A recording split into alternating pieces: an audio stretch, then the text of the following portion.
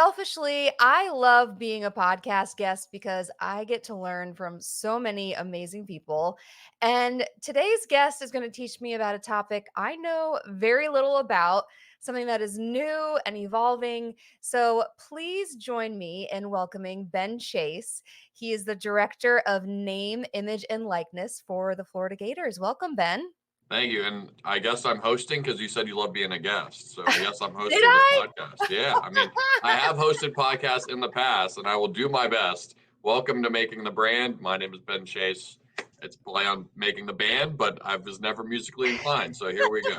There you go. I flubbed it. You're the host now. That's just Yeah. how this is going to work. I'm the captain now. I'm just kidding. No, I'm thanks for hitting me up about this. It's funny because I don't know what I think you shared something about marketing or I shared something about marketing on Twitter and I was like, who is this person? Yeah, I threw you a follow, and then either you messaged me or I messaged you. I was like, yeah, we got to hook up for something at some point. definitely. Yeah, it was all thanks to Roberto Blake. I know you were That's right. following him. You Yeah. he retweeted you. Yes, which I That's right. appreciate. He is one of my favorites. So, yeah, we connected on that tweet and then we realized we had UF in common. You Yeah, obviously work for UF. I went to UF just for my master's online, so I've only been on the campus a handful of times, but I currently teach there for those who may not know. So, we had that in common and yeah, we definitely had to connect. So yeah. Gators connect with Gators, and that's funny. yeah. I mean, Roberto Blake. I'm like a fake creator, so I was a big Roberto Blake guy. Probably I don't know multiple years ago. I don't think I've watched one of his videos in 3 or 4 years at least. Well, I mean, you are a podcast host now, so you have to get back into That's the that's creator. I true. just passed pass the baton to you. I think that's why we're manifesting this because Roberto Blake Subscribe. wants you to create stuff. Got to get those that TubeBuddy affiliate links and everything. There you go. See, you know the way. So I would love to hear about your life as a Gator. You did your undergrad there. Yeah, yeah. I actually didn't go to college till I was 21. Uh, I just thought school was going to be expensive, so I worked at Walt Disney World, and then I went to community college at Valencia, and then Hmm. I transferred to Florida. It was the only college I applied to as a transfer, and I cried on the steps of Magic Kingdom when I found out I got in because when I got in and I came up here, and it's crazy. Actually, this Friday, I don't know if this is like a timestamp kind of thing, but January 26th will be my 1 year at UF. So it's kind of like crazy that it's been a year. And I was only at Florida for 2 years as a student. So it's like I'm already halfway there. It's weird. Yeah. Aw, congrats. There's a lot to celebrate there. I'm so curious, what was that pivotal moment for you at 21 when you decided that, you know what, this is for me. I do want to go to school. Yeah. So that's actually a funny story. I was in my friend's apartment she was a professional intern at UF or whatever, Mhm. not UF at Disney. They have like the regular internship where you like work food and beverage or whatever. And I used to work with her at Splash Mountain, and then she came back and did Rest a in peace. professional internship. What'd you say? Rest I in know, peace. I know, but that's okay. I actually probably wrote one of the last training guides for Splash Mountain before it closed, which is kind of crazy to think about. Oh. And so we were at her fancy professional intern apartment, and she was like, "Yeah, like she was just she was a guest relations at Magic Kingdom. And if you don't know much about Disney, like that's like one of the jobs. Like if you're gonna Yeah. work at Disney, because you go from guest relations to VIP tour guide, like that's like the jump. And Yeah. if you're gonna be guest relations, you want to be at the Kingdom, like that's like the spot. And she wasn't doing. She just had a bad experience that day, and guests like yelled at her. And mind you, like at that point was probably making like 7.29 an hour, like eight, Yeah. maybe $8, and she was making like I don't know. It was like she was probably making $16 or $17 an hour, which again, this was a while ago. Like now they start at like $15 an hour, and I just was like so frustrated because I had worked at Disney full time. I was a full time person there, and she had this great position as an internship, and I was like frustrated that she was complaining about it. And she Yeah. goes, if you're not happy, you should do something with your life. And I was like, okay. And I applied to college in her apartment that day.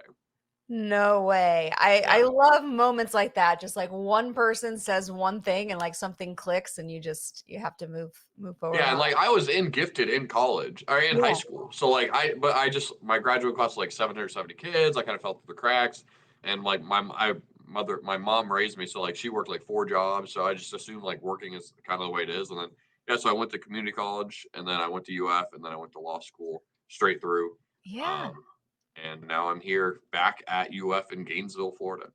Good for you. Yeah, what a cool story. So, I mean, you kind of touched on it, but I was curious like what roles and experiences led you to your position as the director of NIL strategy. So you're a student first, you Mhm. graduate, you go to law school, then Yeah. what happened? Well, like it's funny because like NIL was not a thing when I was a kid, or like Yeah. I mean, like NIL is just like branding for athletes, and NIL, I mean, it's name and likeness, but it's also just now it's legal. Like now it's legal for athletes to be like everybody else on campus, so they can be influenced, they can have a YouTube channel, they can have a podcast and monetize it, right? So like I went to law school, and in law school, like I kind of focused on education actually, and I worked for the U.S. Department of Education intern, and I interned for a for-profit like education consulting firm. So like it was kind of in my blood to end up like at a university. And I also was like I mean, I love college athletics. So I went back to Orlando, where I'm from, and like was an attorney, hated it. And I actually was invited so I graduated with someone whose brother is a huge YouTuber. Like I think he has Yeah. like 10.8 million subscribers right now. So like really Wow. big. And December of 2019, which it's crazy that that's like 5 years ago. She was like, "Hey, like you should talk to my dad. We're thinking he's gonna help my brother like expand the company." Like he was renting out a $5 million home in Beverly Hills, so like he was doing pretty well. Yeah. I was like, "Well, like she knew I loved YouTube." So again, going back to Roberto Blake, like this is when I was like taking the medicine and everything. Yeah. And I was like, okay, like, yeah, I'll talk to your dad. So I talked to her dad, and she was like, you described what we're looking for better than I could. So they flew me out to LA in February, and they're like, I like say I got a tour of the house, helped them film a video, and they're like, all right, we want to bring you on in August. So, but this was February 2020, and then March 2020 happened, and that like completely changed everything, right? So like they kind of shut down, like especially in LA and California, and like I kept in contact with them through about July, but it just didn't work out. So at that point, I said, all right, I'm sorry, this is a long story. I was like, all right, well, I'm completely checked out of being an attorney at this point. There's like obviously some kind of value to me in this space. Like I'm not a creator, but like I know the space. I Roberto Blake Bible or whatever, right? Yeah. Um, and I was able to communicate that to actual creators. So I took some time off and got my first job in NIL from a Twitter DM. So kind of like we DM'd, I DM'd this guy like the day they launched the company. He was on a board of whatever for this company. I was like, hey, like what you guys are doing is cool. I'd love to like work with you. And then I wrote a bunch of reasons why and what my thoughts on NIL were. And I interviewed, and like 30 days later from my DM, I was hired for them as an NIL consultant. Mind you, no background in NIL, but like I Who had did it all the really? yeah, but I did all the research. Yeah, this is February. This is November, October of 2021 when it became like so July 1st. It was a few months, and so I was hired on. I worked remotely. I was in San Diego, and yeah, so I did that for about 9 months, and the company and I kind of separated ways. I just didn't agree with like leadership on some stuff, Yeah, been and so there. I left, and I went on. I This job was my friend was actually applying for it, but she took a separate job with the WWE, which I think is working out for her. Yeah. But she recommended me. Some other people in the industry recommended me, and I like they finally posted it publicly, and I applied, but like it had already been like 2 or 3 weeks since I was recommended. Didn't hear back, and so I was like, well, if I don't hear back by this Monday, I'm going to do my own thing. And like, long story short, my own thing was I went to the most college football games in one season in 2022. So I went to 77 games.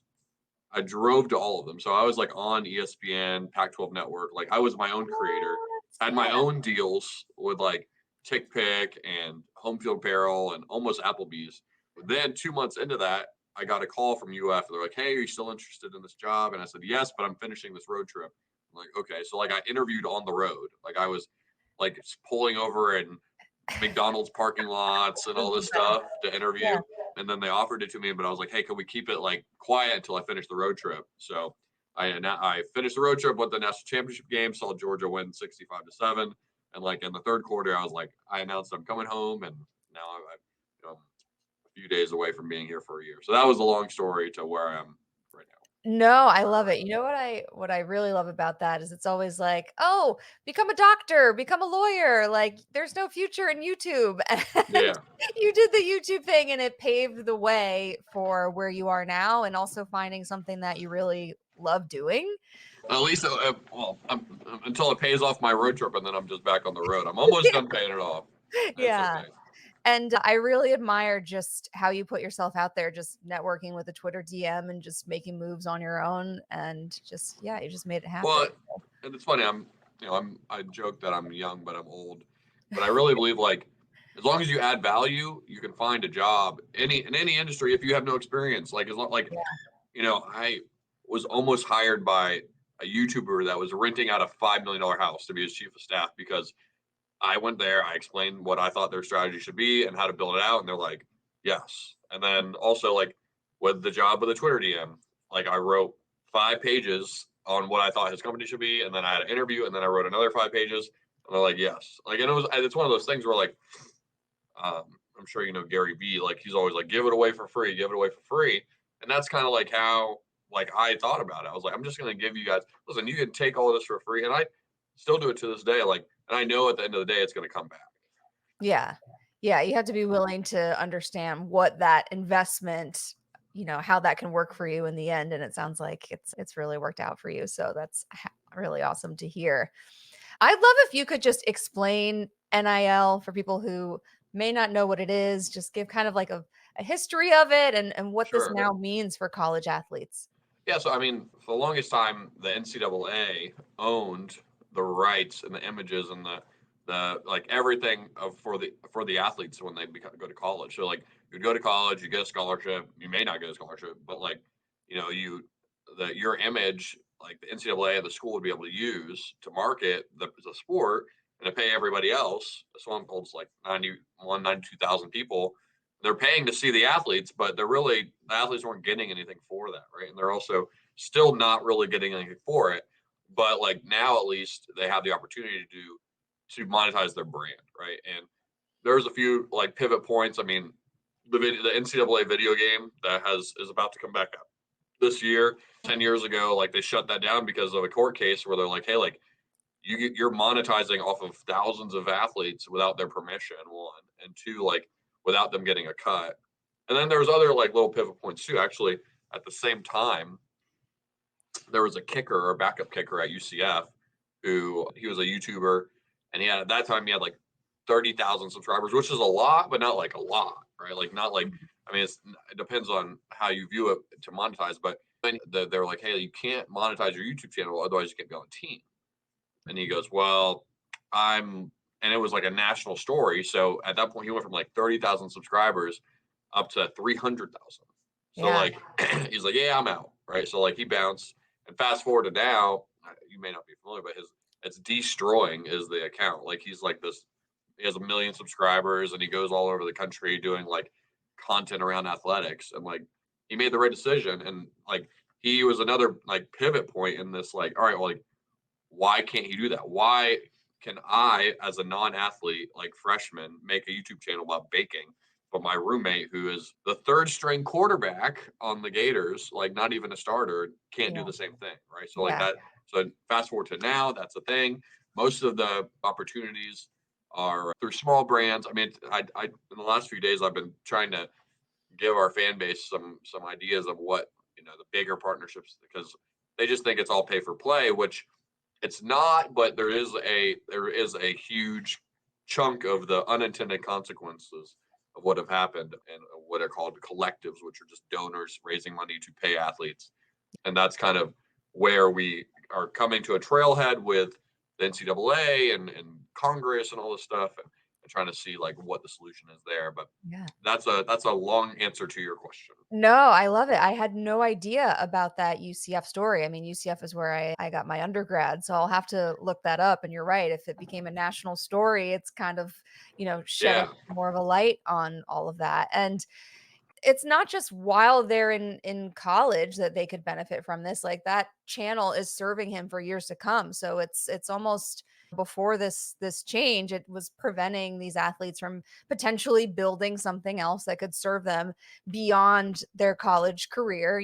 Hopefully they play in the pros, but it doesn't work out for everyone, so why not give them that opportunity? That's what college is about, is creating opportunities and career growth and longevity for your students. So uh, yeah, exactly. And I just looked up. So he was, yeah, in 2017 is kind of like when it kind of took off for him. His name is Donald De La Haye, but mm, he goes by Destroying, and he was a kicker at UCF, wow. and I guess he also played receiver. So, but yeah, it's kind of crazy. I mean, now, like I said, I think he has like 1 million subscribers, and that was in 2014. No more video game. 2017, this kid's like, well, kind of creator economy was taken off at that point. Casey Yeah. Neistat was vlogging.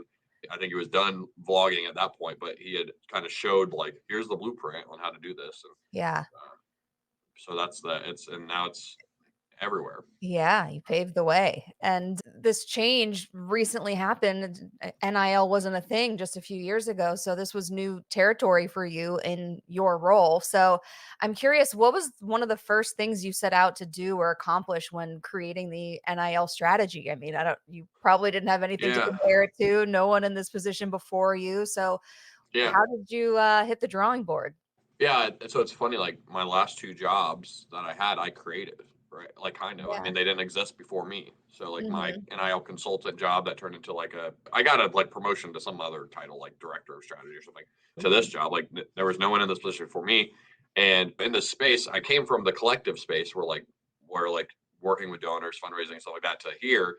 And my first year, it's kind of like going into any industry and not knowing the language. Like it's like going to a new country, and trying to, like, I didn't know what an SID was, and that's a sports information director. That's the people that are in, like, each team has one, and they're the ones kind of controlling the narrative of the team. And they're, if you talk to Coach Napier, you're going to talk to the SID first. Like that's the person who, like, if you go to any post game interview, it's Napier's here and the SIDs are right next to him. Like that's the right hand man from like controlling the narrative, the information director. After each game, they like type up the summary of the game, the best, like the stats, they share it with everyone in the media.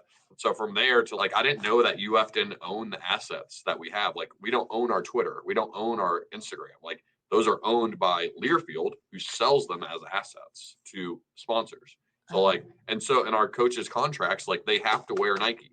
Like everywhere they are on property, they have to wear Nike or Jordan if they're basketball. Like so, like there's so many things I have to learn, and now I have so much more clarity in the last 2 or 3 months on what this role will be. But when I first got here, but going back to what you said, like my goal was kind of to cut down as many barriers and walls as possible to over communicate between all of these different areas. Since I've yeah. been here, we were that now, like NIL. There's like NIL trading cards. Like we have, like, that's one of the cool things about NIL. Like it's unlocked the ability for athletes to even simply have a trading card that they can make a few bucks off of. Yeah. And we were the first school in the country to have soccer. I think we were the only school in the country to have soccer last semester. So like Mm, little things like that, trying to add value to all sports. Like my role is to oversee all sports.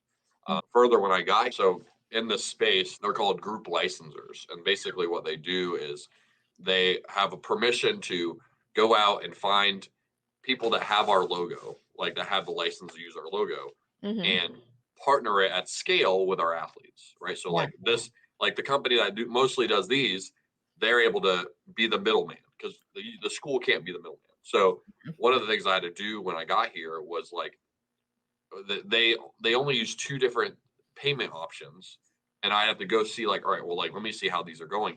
And one of the two of them, less than 1%, actually less than 0.5% of the royalties due to our athletes were actually getting to our athletes. Mm. So like I've had to streamline that. Like, all right, well, if you guys are using our athletes, like I want to make sure you're paying them.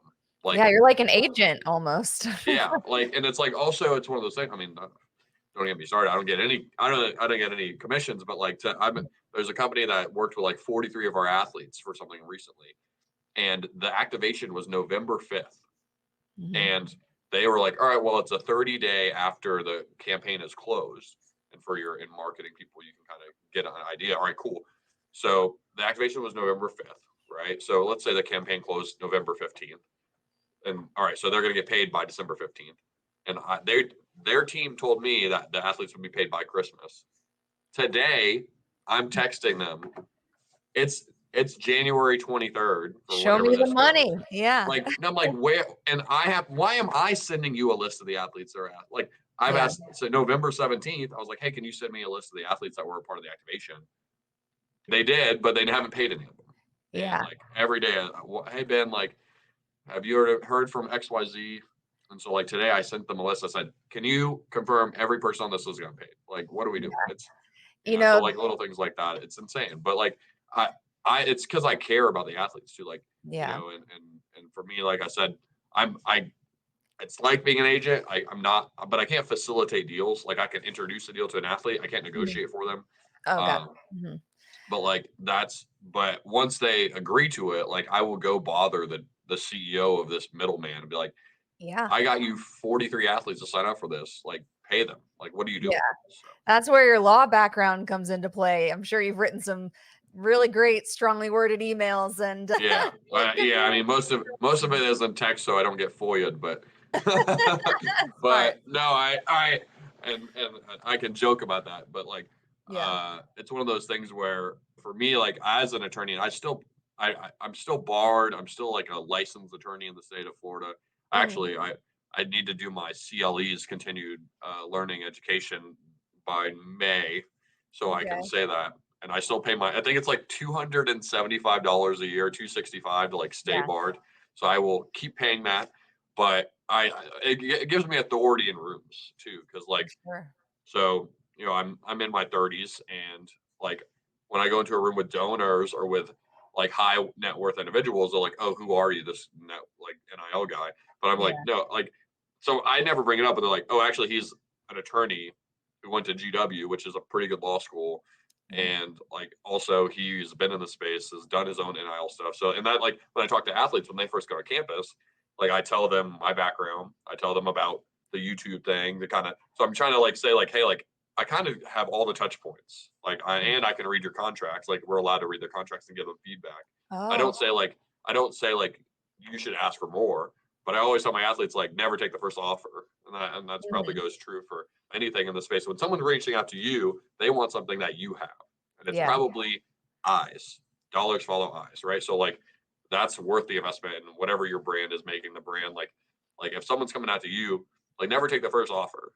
And also like, and that's something I tell my athletes like, and also try not to make your Instagram feed like billboard. Like if you can, if they want to in feed, like say, no, I'll give you 3 story posts over a month instead. Like that's Yeah. probably the same reach, but like it's not like killing you. Or like try to pivot to like a Twitter. Like it's gonna disappear pretty quickly, right? So like Yeah. Instagram it's such like a intimate spot, and just because now it's legal, just because it's legal now doesn't mean they want to do it. I'm kind of a creator, but I'm like not a creator. But like most people aren't creators, so like just Mhm. because athletes can do it now doesn't mean they can they don't want to.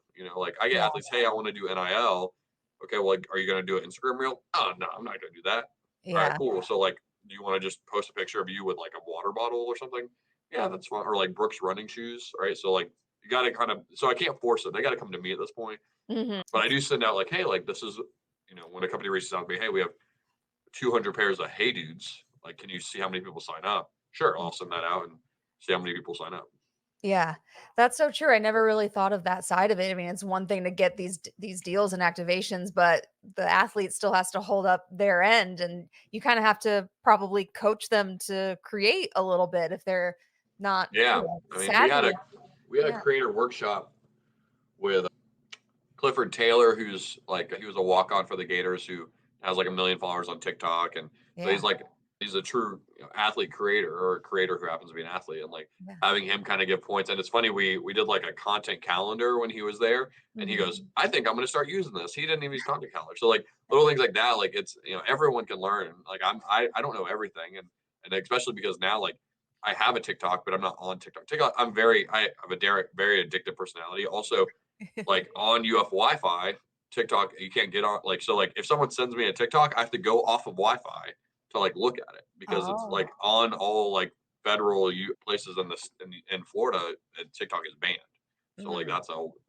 I'm like, just send me the Instagram reel of it. Yeah, there you go. Well, I mean, I always say that anyone can do social media, but not everyone can do it well. So I Yeah. love that you're bringing in experts to also increase the quality of the content because everybody wins when you do that. So Yeah, and that's like for me, it's like, oh, it's all about consistency. Like when I yeah, was on the road telling my story, like every week people would be like, all right, every Monday they would know that I was going to post my schedule for the next week, right? So yeah. like every Monday I had a piece of content, and someone that I discovered this football season, her name is something Rossi, but she's like a Philadelphia Eagles influencer, and she like every game she would go to the game, and at the end of it she would do the same like sound, the same music, and she would have like the same reaction. Then she would hit the gritty whether Oh they yeah. won or lost, and like now she's like got a huge TikTok tick pick deal, and like it's she's like killing it. But it all came from like one constant piece of content that like, all right, well, like at the end of the game I expect to see this reaction video. Yeah, she had like a whole series going and you can just come up with one consistent series and it can turn into something big. So that's really Yeah. cool.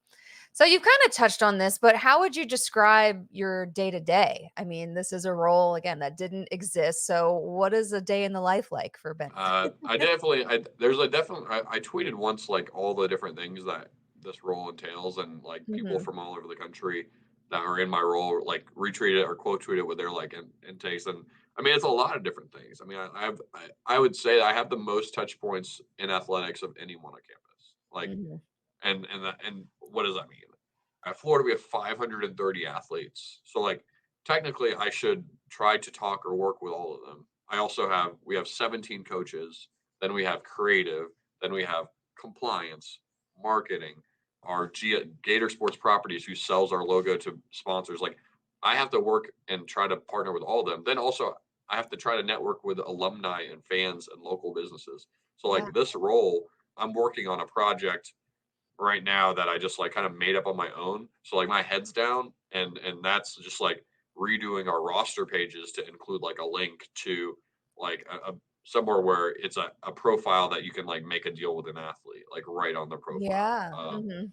And then and that takes time because I have to like go. I also have to like get all their socials and stuff like that. But today I had a meeting about the spring game and like what the data that is and how we're gonna like can we do some NIL around it? And then when I say we, I mean our collective. Like how is that going to look? Our collective is the official sponsor of Yeah. the spring game. So and then yeah, having calls with them and so that it's a lot of meetings. And then this year I've actually taken a lot less meetings. I actually have 4 volunteers that work with me. I've given them the last few weeks off until I have actual tangible projects they can work on. Mhm. But in the fall, they worked with me and we kind of figured out some different things to do. But every Yeah. day is different, which is good.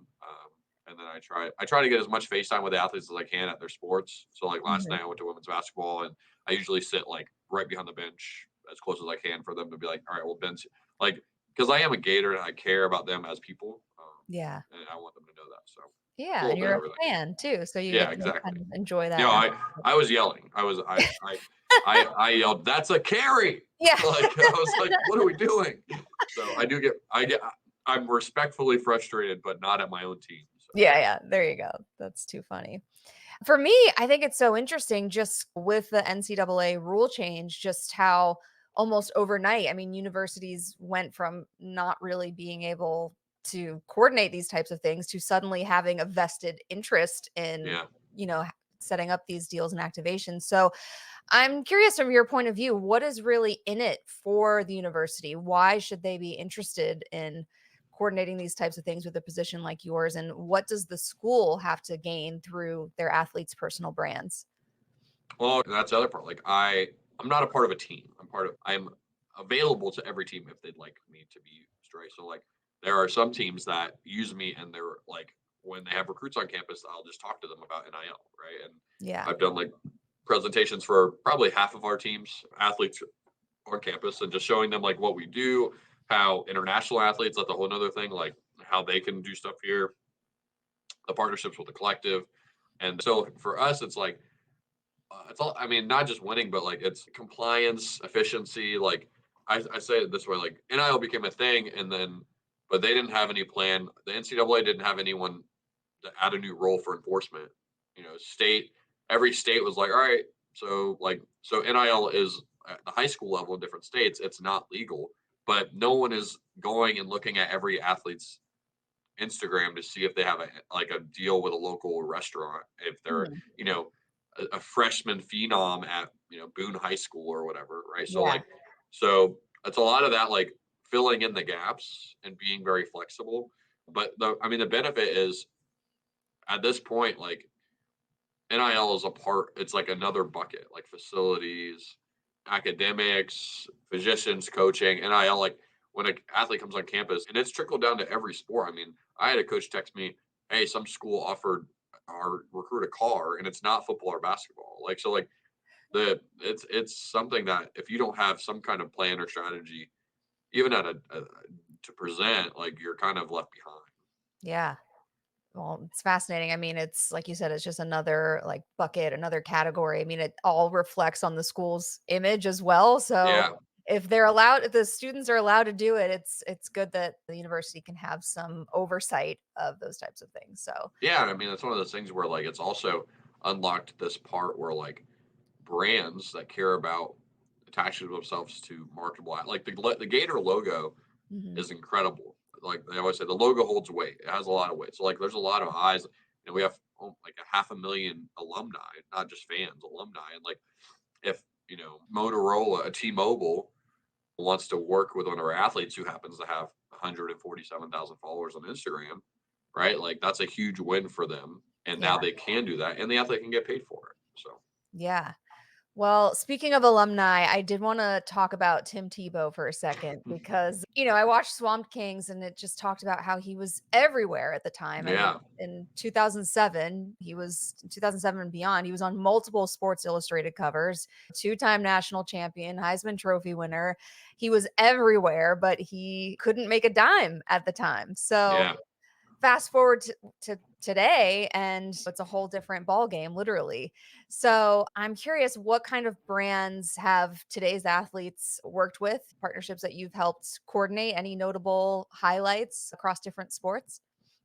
Yeah, I mean, like someone like Tebow, like the perfect like, a comp right now is on like from like a hype standpoint is DJ Lagway, who just got on campus for the Gators, 5-star plus athlete from Mhm. Texas, National Player of the Year, Gatorade Player of the Year, Quarterback of the Year, and I met him a few weeks ago, and when he left the meeting, he was on a scooter, and two or three students were like, DJ, DJ. Like he's just got on campus, and he like pulls over and like they're like, can we get a selfie? And for him, if he gets 1/3 of the success that Tebow had, like on the field, like he's gonna be. I mean, we've already had national companies reach out about him, like, and he's not even, he's been here for a week, right? So like, Yeah.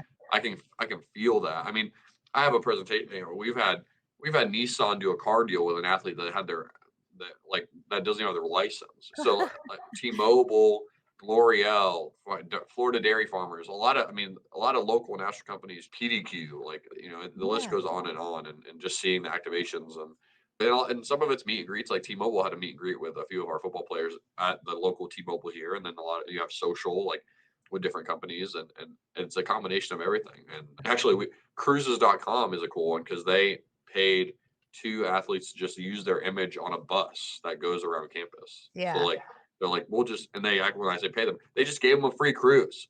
It's like, well, so they give them a free cruise, and they're like, sure, you can just buy this image and put it on a bus of us. Like so, Yeah. so there's been a lot of cool things like that. That'll be a fun way to cap the season, get the whole team on a cruise. That'll be a good Yeah, time. that I mean that if cruise.com did that, that'd be insane. Since I got here in the past, in the influencer space, they have all these like influencer travel trips through like Trova or any like Mhm. companies. And we international athletes can't monetize their NIL in the states because they're student on student visas. And something that would be cool, and I haven't seen it done. And if someone does it and takes my idea, I won't be mad. But it would be cool if like there was a really big followed international athlete, right? Say they have 100,000 followers. That's good enough.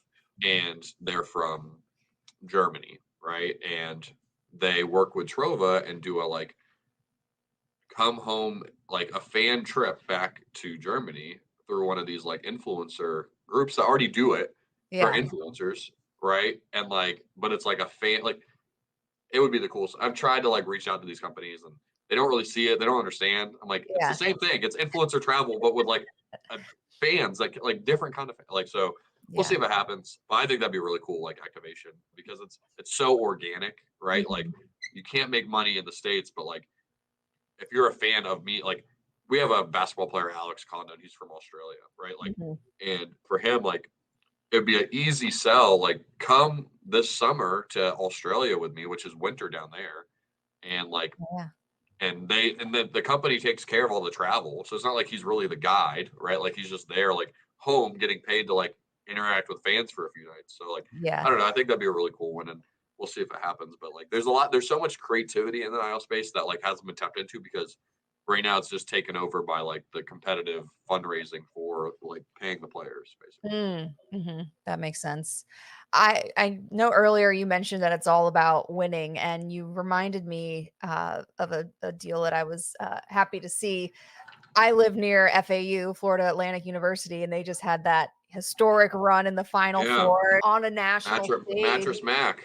Yeah, so, it was so great to see. They're in a couple commercials down here and stuff, so it's you never know when your program is gonna have a national, Yeah, spotlight on it. I mean, compared to no, I mean, UF is a dynasty, been around for hundreds of years now compared to FAU, but it's yeah, fun. but I mean, we haven't done anything in basketball since a while, so I mean, it's cool. I mean, and that's the thing. It's like you can catch lightning in the bottle.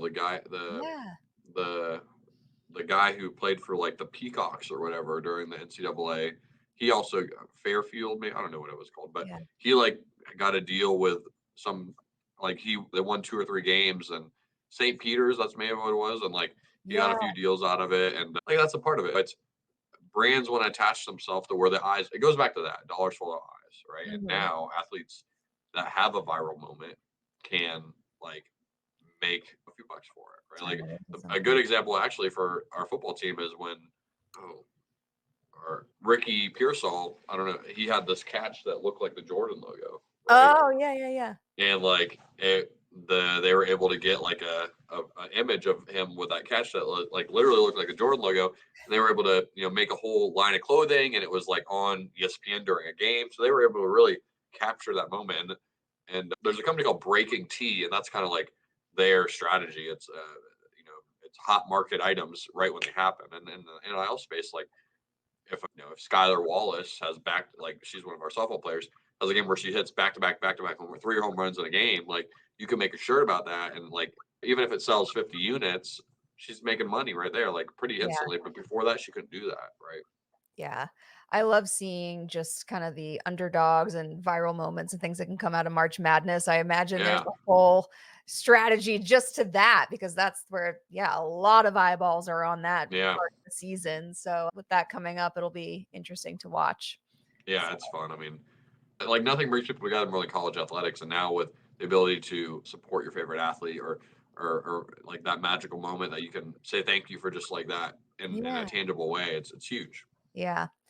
I'm so curious. A lot of what goes into this is activating around the athlete and their sport, of course. But Yeah, curious if you do any type of, exploration or reflection with each athlete on who they are beyond their sport. Like, and do you ever explore that with their personal brands and kind of getting partnerships that may be out of the box a little bit? Like you mentioned baking yeah. earlier. Like, do you have any athletes that, are powerhouses on the court, but also really love to bake in their spirit? Like, Yeah, do you it's funny. explore that? There was one of our women's golfers. She's international, but Mhm. she posted a video on her Instagram story or something, or maybe it was TikTok, and it was her like playing the piano and singing.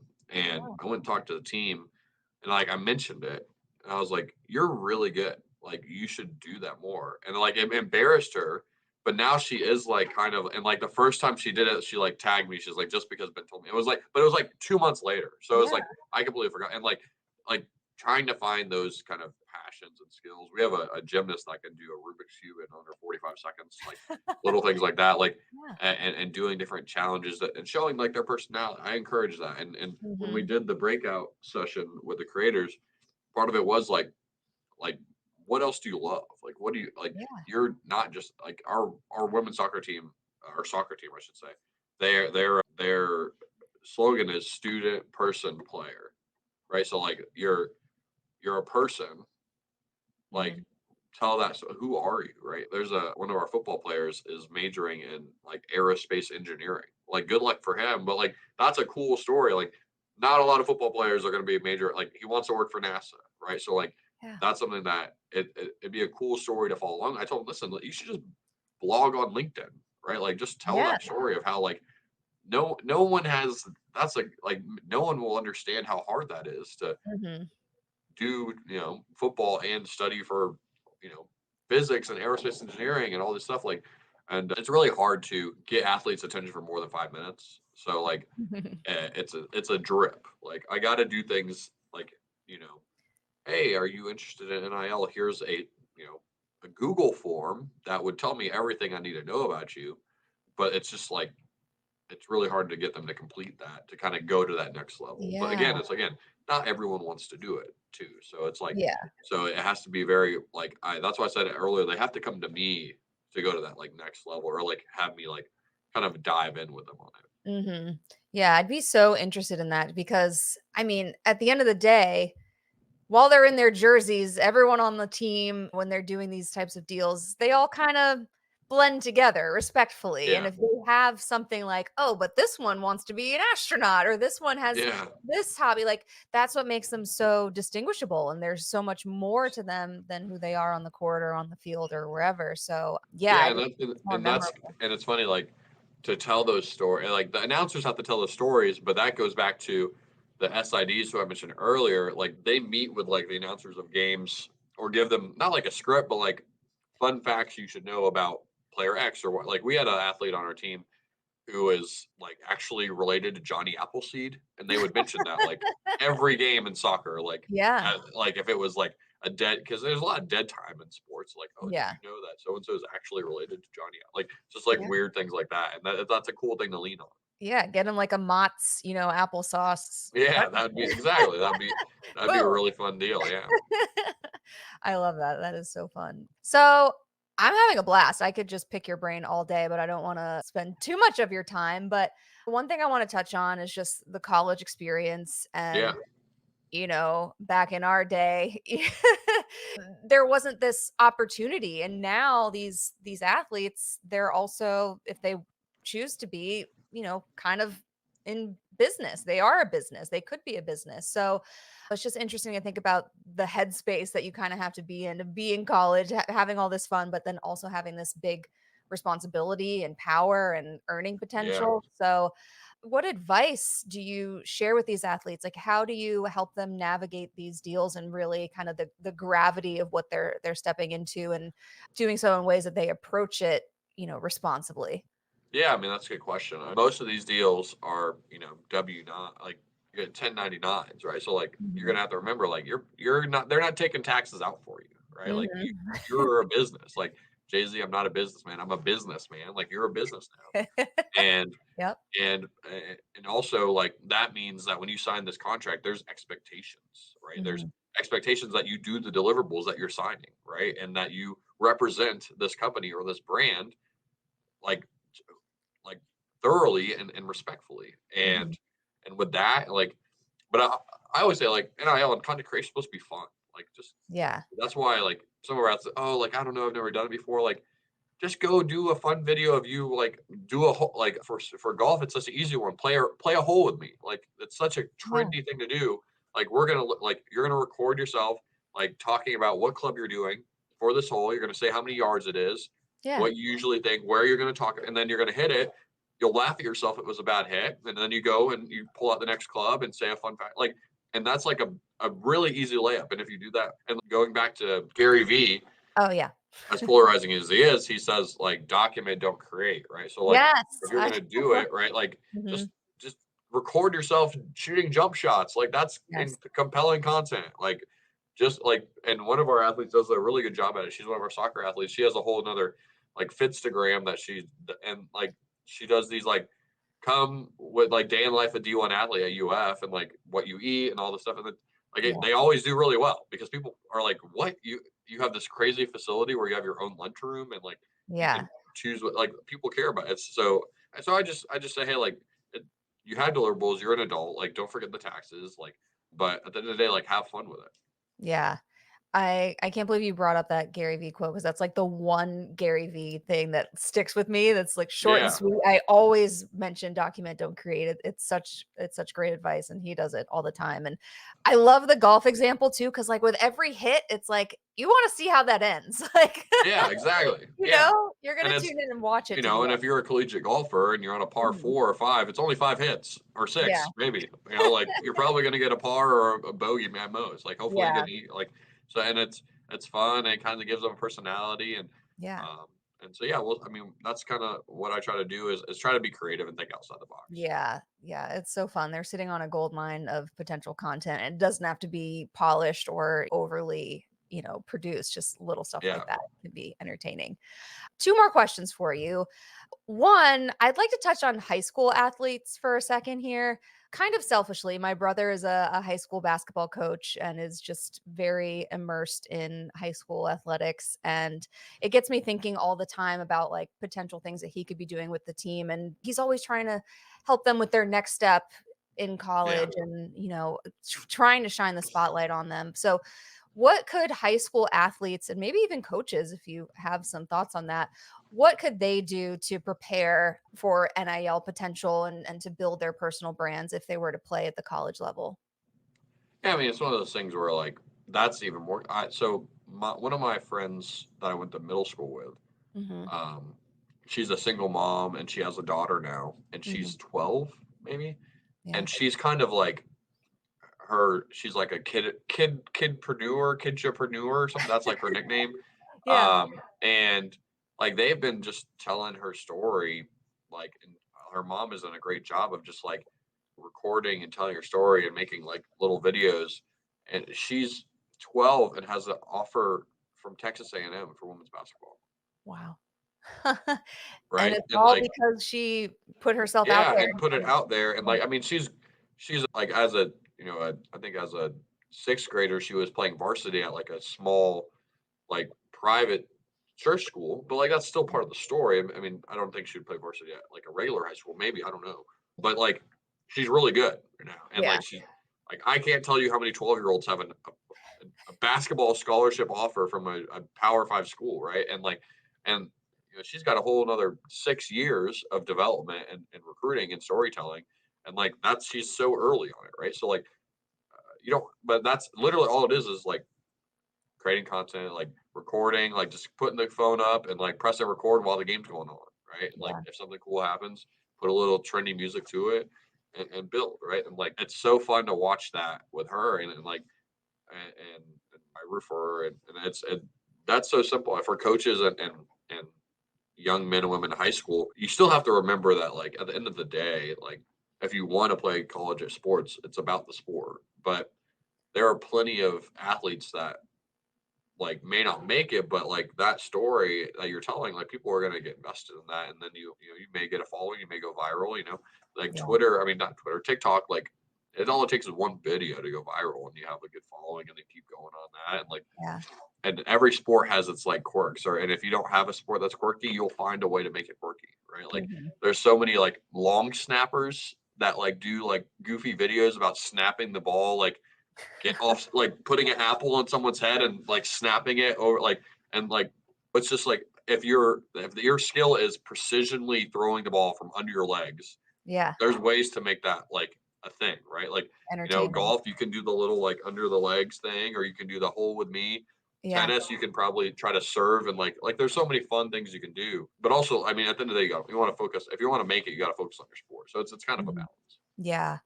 I think that's what's so just empowering about the world we live in today that we all can almost take matters into our own hands and shine lights on ourselves and Yeah. create that visibility to help us get where we want to go because how else are people going to know that you're good at this or Ain't that no one else gonna tell your story.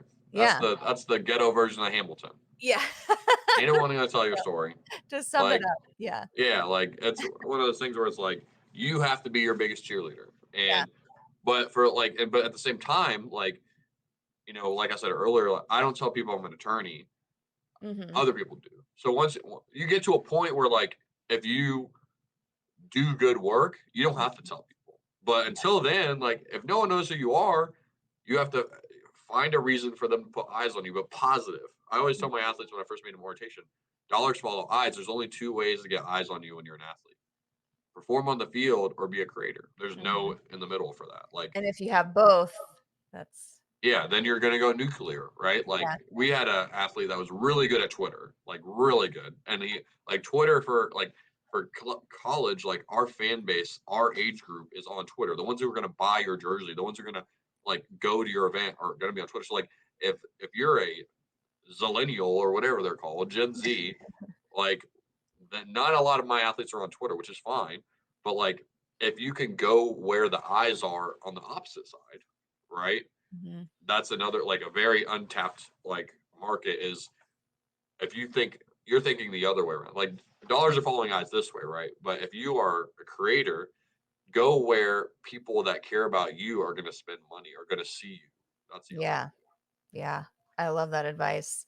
To quote myself, an original that I like to say and tell to tell my students that I think is relevant here. I always like to say, you become known for what you own. yeah, So if you own your sport, if you own your skill, if you tell that story a lot and just really you mentioned that other people now tell people that you're a lawyer. Like you don't have to own that anymore because yeah, you've built it up to a certain point where it's for everyone else to know. You've owned it. So now other people know and remember that about you. And I think that can also apply to athletes. So I love that advice. Okay, last question. This has been so fascinating. I had to cut a few because no, this is you're so good. much fun. But, let's say you're not an athlete, or maybe you were an athlete, you're out of college, you're just an everyday creator, influencer, or anyone trying to build their name, build their personal brand, and increase their visibility and want to potentially work with brands and do brand deals. What advice would you give to them? Maybe some things that translate from Yeah, from your work. yeah. I mean, I would say like lean into what you love. Like, I when I was in Orlando, I like dabbled with like I worked at Disney. My mom, dad, and I like was like, oh, I could be a Disney YouTuber, which is on paper like really easy to do, but in reality, like it's like if you don't, it's like I'm faking this. Like I don't really care about eating this Mickey premium ice cream bar or Yeah. like whatever. Like I don't care. I don't care about the new like pixie dust earrings or whatever. But like Yeah. if like so that was like all right, I'm out on this. But like when it came to like college football, I love college football and I love road trips. So that was the story I was telling. And like if like I said, I went from 2,000 followers to 11,000 on Twitter, which is like that's a crazy growth for Twitter. Like Yeah. if I did vertical video on Instagram or TikTok, like I would have went like crazy nuclear, and I know that now Yeah. if I was ever to do it again. But I try to do too many things. That's the other part too. Like pick two or three mediums and go all in on those. So like find something you love, and then don't buckshot, which is like I'm not a hunter, but buckshot is you spray everywhere. Yeah. Like get a precise decision on what you're doing and take two or three shots and like Mhm. focus on and dial in and then look at the data. Be like Mr. Beast. Look at the data. Look at the data. Like, oh, what after 10 seconds, why are they dropping off? Is it your hook is bad? Like, right? Like that's the stuff that like that's like find something you love. And if you're gonna tell the story, be very strategic where you're gonna do it. And then from there, look at the data. I think that's a three-pronged test right there. Yeah. That's what I'm gonna leave you with. Yeah. No, I love that. It's so true, and that's what keeps you going too. Like, if you had started as a Disney YouTuber, it might have been fun in the beginning, but if it's not truly what you love Yeah. and what you're passionate about, it would have fizzled out. So you have to I like to think that, we always say it's all about your audience. Your audience should come first, but I think with personal branding, I will debate this and say it's more about you, at least in the beginning, to at least find what the heck you want to talk about and what will sustain you, so you can be passionate enough about it to make it interesting for your audience too. Because if you create only for your audience and there's no passion on your end, it's not fun for anyone. So Yeah, exactly. And like I can be generally excited about the next football game, or if yeah. I'm whatever your subject is, if Hmm. you if you're doing it because you love it, the money will come. That's why that's why I was like, I'm gonna get out of being an attorney because I hate it. I know if I do something I love, I'll find a way to make like the money will come. Yeah. Like, and that's the thing. Like, is another Gary V quote though? Whoever holds their breath longest wins. Like, I Hmm. really like that quote, which means if you go into something and do it what you're loving, it doesn't matter how long you do it for, right? Because you love what you're doing, which means you're gonna hold your breath as long as possible to make it, to survive, right? So like that's that. Oh, man, as much as Gary Vee's polarizing, he has some good quotes, and I Yes, really like it that one in does. this specific situation. So like, Had to have done a few things right to get to where he is. So I think yeah. he has a lot So, of but wisdom I'll there. leave it with that. And that's Yeah. I didn't really have a. You sent me these questions. I didn't really think about them until I hopped on the call. But hopefully this added value for at least one of your listeners. Yeah, no, definitely. Like I said, this has been really fascinating. I feel like I could keep asking you questions, especially for a topic that we haven't really explored on this show. And I feel like there's not a lot of content about it in general because it's so budding and new. But you clearly know what you're talking about. And I really hope, I know you're juggling a lot of things, but I really hope you'll get back to creating personally a little bit more because I can tell that you have a lot of great ideas and things to put out there. So Yeah, I mean, I think it's something that in this coming year, like I'm sorry, like I said, it took me a while to figure out yeah.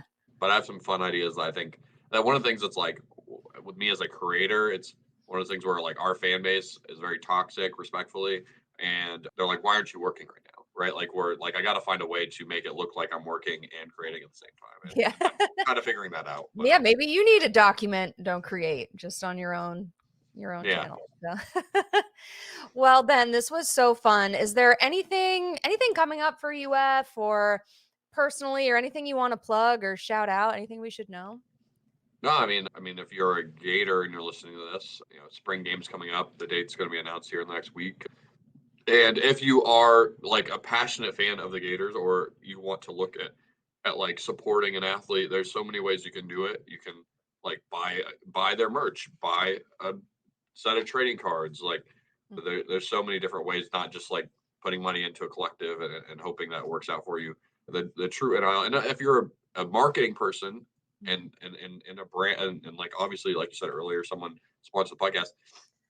I'll end with this: like, there's no better investment in a college town than investing your money in marketing with the most influential people in the college, which are the athletes.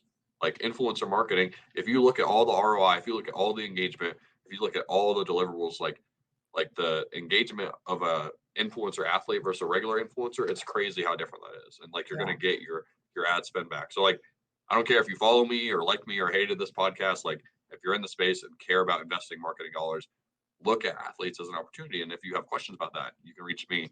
Just Google Ben Chase and you'll be able to find me.